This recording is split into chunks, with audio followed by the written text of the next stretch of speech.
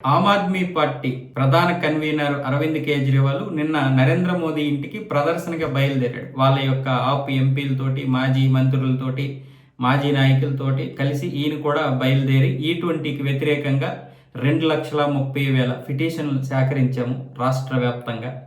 ఇంత దారుణమైనటువంటి పరిస్థితి ఉన్నా సరే ఇంకా E20 పెట్రోల్ని ఇక్కడ ఉపయోగిస్తున్నారని చెప్పి ఈయనేమొచ్చేసి ఆరోపిస్తూ ఉన్నాడు. పంజాబ్లో వీళ్ళ ప్రభుత్వం ఉంది కదా, అక్కడ శాసన మండలిలోనే, అంటే శాసన మండలిలోను అలాగే శాసనసభలోను, అంటే అసెంబ్లీ సాక్షిగా దీన్ని వ్యతిరేకంగా దీన్ని నిషేధిస్తున్నామని చెప్పి ఒక బిల్లు తీసుకొచ్చారు. E20 ఇక్కడ చల్లడానికి లేదు, అంటే ఇక్కడ అమ్మడానికి లేదు అని చెప్పేసి. తద్వారా ఏమవుద్ది, పంజాబ్లో మొత్తం పెట్రోలే కావాలి, అంటే 100% పెట్రోల్ కావాలి.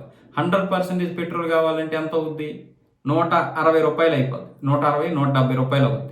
అప్పుడు కేంద్ర ప్రభుత్వం మీద విపరీతమైనటువంటి వ్యతిరేకత వస్తుంది. కేంద్ర ప్రభుత్వం మీద విపరీతమైనటువంటి వ్యతిరేకత వస్తే వచ్చే ఎన్నికల్లో పంజాబ్లో మళ్ళీ ఆమ్ ఆద్మీ పార్టీ గెలవడానికి అవకాశం ఉంటుంది. ప్లాన్ అర్థమైందా? మరి ₹1,68,00,00,000 రైతుల జోబిల్లోకి వెళ్ళాయి ఈరోజు E20 వల్ల. ఎందుకు? చెరకు, మొక్కజొన్న, మనపల్లీలు ఇవి అవసరం కాబట్టి ఇవి రైతుల దగ్గర కొన్నారు E20 కోసం. వాస్తవంగా పంచదార వేస్తే పాడైపోయేటటువంటి బళ్ళు మరి చెరక రసం పోస్తే పోవా అంటే పోవు. దానికి సంబంధించినటువంటి మొత్తం పరీక్షలు చేసిన తర్వాతనే, మొత్తం ఎదైపోయిన తర్వాతనే ప్రపంచ దేశాలు కూడా దీని మీద ప్రయోగాలు చేసాయి. ప్రపంచ దేశాలు కొన్ని ఇప్పుడు E20 పెట్రోల్ వాడుతున్నాయి, E100 పెట్రోల్ కూడా వాడుతున్నాయి. గల్ఫ్ దేశాలనో లేకపోతే ఇంకొక దేశాల దగ్గర ఎవడు కొంటాడు? ప్రతిసారి యుద్ధం అంటారు, లేకపోతే ధరలు పెరిగాయి అంటారు, తగ్గాయి అంటారు. ఎందుకు ఇవన్నీ గోల? పోనీ రష్యా తగ్గించి $45 ఇచ్చినప్పుడు కూడా అమెరికా సుంకాలు వేస్తుంది. అవసరమా ఇవన్నీ అని చెప్పి E20 వాడుతున్నటువంటి దేశాలు కూడా ఉన్నాయి. E20 100 వాడుతున్నాయి, మనం ఇంక E20 దగ్గరే ఉన్నాం. E85 అంటే రెర్రెత్తిపోతున్నారు ఒక్కొక్కడు. రైతుల దగ్గర ఇప్పుడు ప్రభుత్వానికి మంచి పేరు ఉందనో లేకపోతే దేశంలో అభివృద్ధి వైపు వెళ్తున్నామనో. ఇప్పుడు ₹1,68,000,00,000 రైతుల జోబుకి వెళ్ళాయంటే ఆ డబ్బంతా ఎక్కడికి వెళ్ళాలి? గల్ఫ్ దేశాల దగ్గరకో, లేకపోతే అమెరికా లాంటి దేశం దగ్గరకో, లేకపోతే ఎక్కడైతే మనం పెట్రోల్ కొంటామో, చమురు కొంటామో, రష్యా లాంటి దేశాలు, ఇలాంటి దేశాల దగ్గరికి వెళ్తాయి.